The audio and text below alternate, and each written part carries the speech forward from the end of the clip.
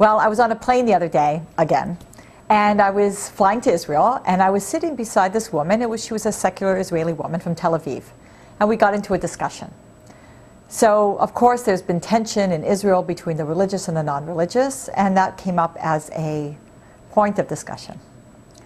She told me that she was in line in security to get on the plane in Newark, and she said a very religious Jewish woman pushed in front of her and cut in line and said, "I have to get through." And she said, I said to her, "Why?" And she says, "I don't have to explain myself to you." She says she was very rude and she just pushed through. I said to her, "Funny you should say that. I was in the same security line, and two secular Israeli women cut in front of me. They really did." She turned to me and she said, "But that woman should have known better." And she's right.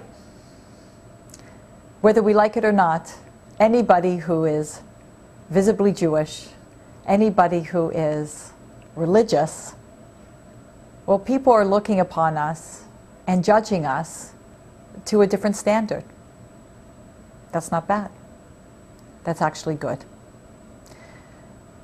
The discussion continued, and she was telling me how she was making very broad, sweeping statements about religious Jews and how they don't work and their children don't go into the army and how there's this tremendous resentment. And I said to her, well, most of my friends in Israel are very religious, and all of them work, and most of them send their kids to the army. So she turned to me and she said,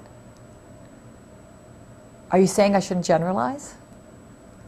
And I said, "Yes, that's what I'm saying. We have to be very careful, very careful. On both sides, people make sweeping statements. The religious, the not religious, they're like this, they're like that.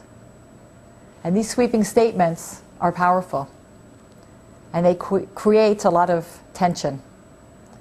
And that tension can be explosive. We spent a long plane ride together. By the end, we were exchanging business cards and talking about how we can work together. Because I said to her, no matter what, between all the politics and the media and all the agendas that go into these explosive situations, in the end, we want to be part of the solution and not the problem. That's how we left it. The solution and not the problem.